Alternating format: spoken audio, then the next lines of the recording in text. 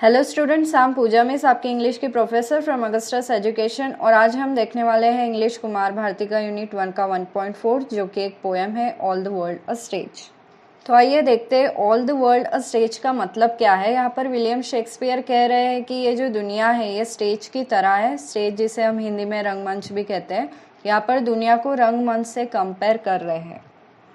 तो जिस तरह स्टेज ब्यूटीफुल होता है, कलरफुल होता है, वहाँ पर ब्राइटनेस होती है, वैसे ही हमारी दुनिया भी है। जिस तरह स्टेज के सामने बहुत सारे सीट्स होते हैं जहाँ पर ऑडियंस बैठती है शो देखने के लिए, इसी तरह हमारी दुनिया एक स्टेज है और इसमें रहने वाले लोग ऑडियंस की तरह है, जैसे कि हमारे रिलेटिव्स। जिस तरह स्टेज पर एक कलाकार की एंट्री होती है और फिर एग्जिट भी होती है, बिल्कुल उसी तरह हम इस दुनिया में जन्मते हैं, अपना अपना किरदार निभाते हैं और समय पूरा होने पर चले जाते हैं, यानी कि मर जाते हैं।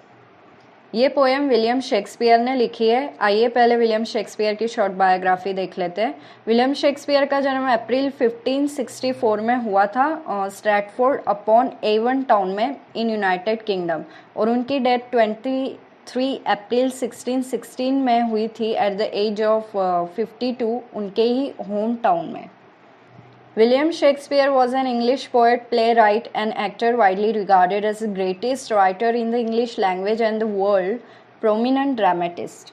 यहाँ पर playwright का मतलब है person who write play और drama, widely का मतलब है over a great extent, regarded का मतलब है to consider or have an opinion about something, prominent का मतलब है famous. विलियम शेक्सपियर इंग्लिश कविताएं लिखा करते थे और बेहतरीन प्ले राइटर भी थे जो नाटक और फेमस ड्रामा लिखा करते थे, और वो काफ़ी अच्छे एक्टर भी थे, उन्हें एक्टिंग भी आती थी। और ऐसा कंसीडर भी किया जाता है कि दूर दूर तक इंग्लिश लैंग्वेज का इनसे बेहतर कोई राइटर नहीं है। ये वर्ल्ड के सबसे फेमस ड्रामा लिखने वाले राइटर भी रह चुके हैं। He is often called England national poet and the bard of Avon. इन्हें इंग्लैंड का नेशनल पोएट भी कहा जाता है, जो कि अपनी पोएम्स में ज़्यादातर इंग्लैंड के कल्चर ट्रेडिशन को रिप्रेजेंट करते थे, और इन्हें बार्ड ऑफ एवन भी कहा जाता है। बार्ड का मतलब होता है पोएट और एवन उनका होम टाउन है। This poem is taken from his play As You Like It. Here he compares the world to a stage where the drama of human life is enacted.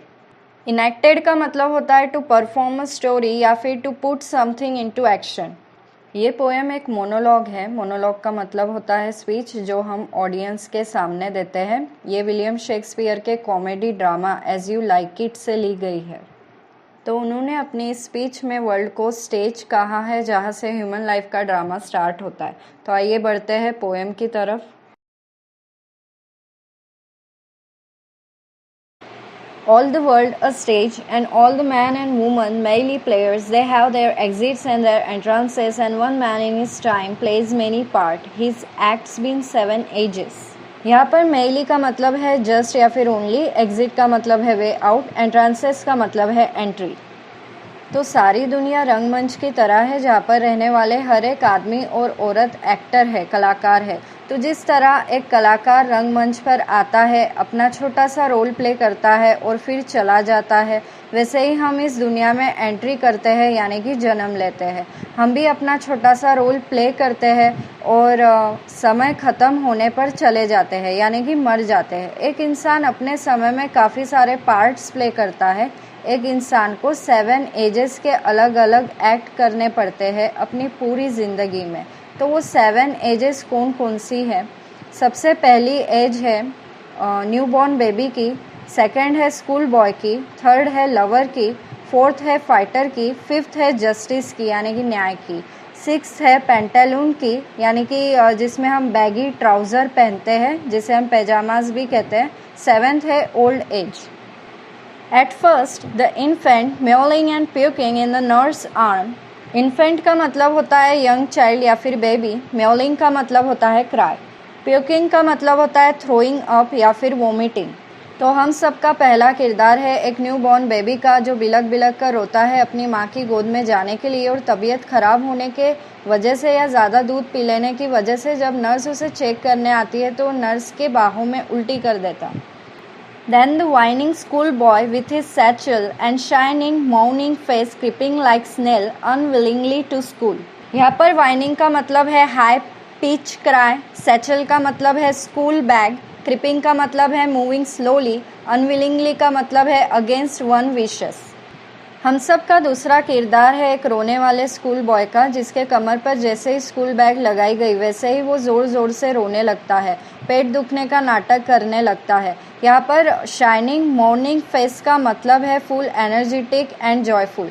यहाँ पर बताया जा रहा है कि सुबह के वक्त बच्चे काफ़ी एक्टिव और एनर्जेटिक होते हैं, पर जैसे स्कूल जाने का नाम लिया तो उनके पेट में दर्द होने लगता है और वो धीमे से धीमे रफ्तार बनाए स्नेल की तरह चलने लगते हैं, क्योंकि उन्हें स्कूल जाना पसंद नहीं। And then the lover sang like furnace with the woeful ballad made to his mistress' eyebrow. Sang का मतलब होता है noisy breath, woeful ballad का मतलब होता है sad poem या फिर sad songs, mistress का मतलब होता है woman। तो हम सब का तीसरा किरदार है एक लवर का। एक लवर अपना ज़्यादातर वक्त अपनी प्रेमिका के बारे में सोचते हुए ही बिताता है।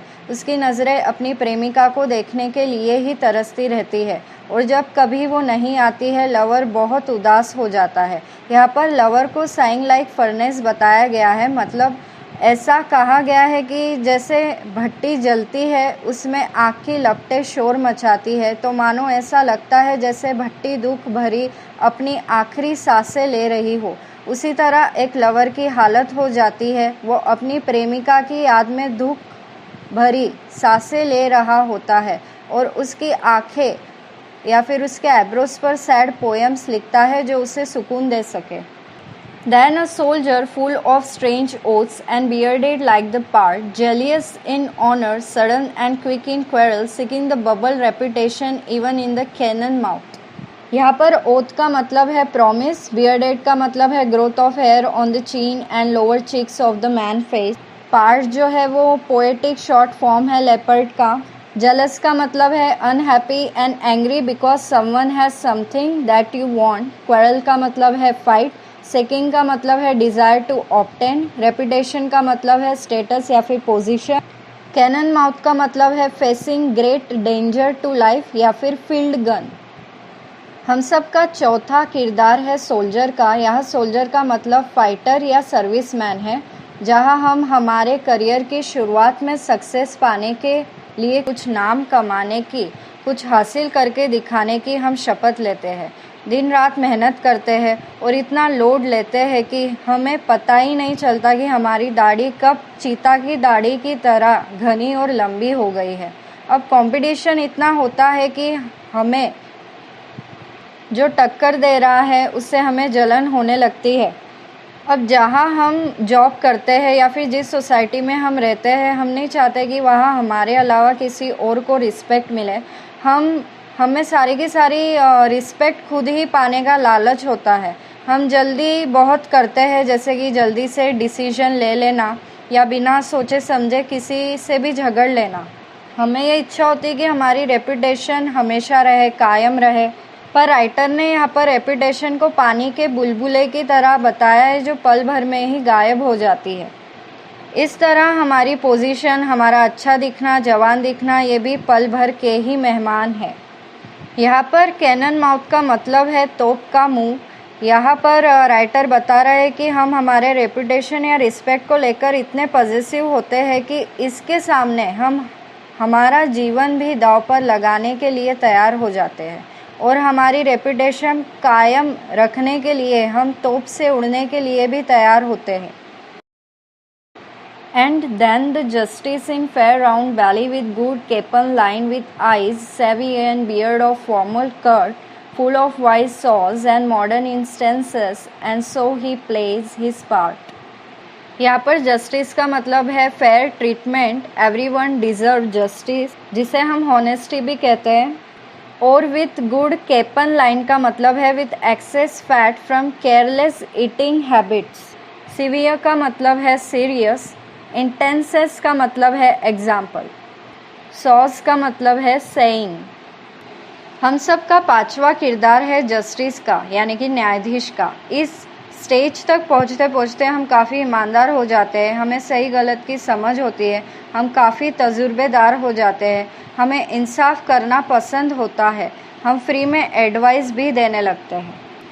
इस उम्र में हमें भूख बहुत लगती है, इसलिए हम एक्सेस खा खा कर मोटे हो जाते हैं और अपने पेट को बलून की तरह फुगा लेते हैं। यहाँ पर कैपन का मतलब है मुर्गियाँ या चिकन। तो कुछ लोग जो है वो कैपन खाकर अपना पेट बड़ा कर लेते हैं। हमारी आंखें हमेशा गंभीर रहती है, हमारी दाढ़ी रखने का स्टाइल बदल जाता है। इस उम्र में हम फॉर्मल कट रखना पसंद करते हैं और हम फॉर्मल कपड़े भी पहनने लगते हैं। हम ज़्यादातर नॉलेज की ही बातें करते हैं और हमें करंट अफेयर्स की इंफॉर्मेशन भी होती है। तो हम एक एग्जाम्पल होते हैं युवाओं के लिए। The sixth age shifts into the lean and slippered pantaloon with spectacles on nose and pouch on side. His youthful hose will served a world wide for his shrunk shank and his big manly voice.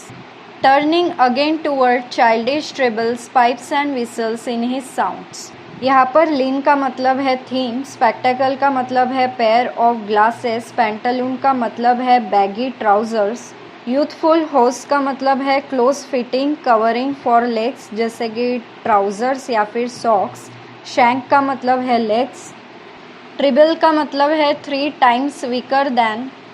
हम सबकी जो 6th stage होती है वो एक दुबले पतले निर्बल आदमी की होती है, जिसमें हमारी तबीयत काफ़ी उतर जाती है और हम एक असहाय व्यक्ति हो जाते हैं जिसे हमेशा किसी के सहारे की ज़रूरत होती है। हम इस उम्र में आरामदायक चप्पल पहनना पसंद करते हैं और हम पुराने स्टाइल का पैंटालून पहनते हैं। पैंटालून का मतलब है पिजामा और पिजामा काफ़ी ढीला ढाला होता है। उसके साइड में एक पाउच होता है, पाउच मतलब खिसा, जो कि ओवर साइज़ का होता है, सामान रखने के लिए या फिर पैसे रखने के लिए उसकी साइज़ बड़ी की जाती है, क्योंकि अब नज़दीक की चीज़ें पढ़ने में भी तकलीफ़ होती है, इसीलिए नाक पर एक बड़ा सा चश्मा होता है। यहाँ पर यूथफुल होस का मतलब है ट्राउज़र या सॉक्स, जो पहले कभी हमें टाइट हुआ करते थे, इसलिए हमने बचा कर रखे थे कि आगे कभी पहनेंगे, पर अब वो साइज़ में बहुत लार्ज होते हैं, बड़े होते हैं, काफ़ी ढीले होते हैं।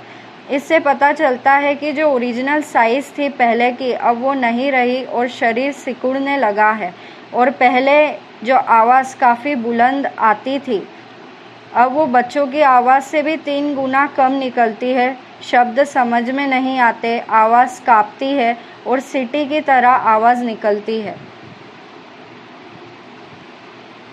Last scene of all that ends this strange eventful history is second childishness and merry oblivion, sans teeth, sans eyes, sans taste and sans everything. यहाँ पर इवेंटफुल का मतलब है full of interesting. Second childishness का मतलब है return to the helpless ignorant state of a child. Oblivion का मतलब है the state of being unaware और unconscious of surrounding and happening. Sense का मतलब है विदाउट। तो आखिरी और 7वां किरदार है ओल्ड एज का, यानी कि बूढ़े इंसान का, जहाँ पर हमारी ऑड इंटरेस्टिंग हिस्ट्री एंड होने पर आ जाती है, मतलब हम कभी भी मर सकते हैं। इसमें इंसान फिर से छोटे बच्चे की तरह हो जाता है, हेल्पलेस, और जिसे सब इग्नोर करते हैं, जिसकी बात पर कोई ध्यान नहीं देता, जिसे अपने सराउंडिंग में क्या हो रहा है कुछ भी पता नहीं चलता, कमज़ोरी के कारण जिसके मुंह के दांत गिर गए हैं, आँखों से कुछ दिखाई नहीं देता, ज़ुबान पर किसी चीज़ का स्वाद नहीं आता। तो यहाँ पर हमारी पोएम पूरी होती है।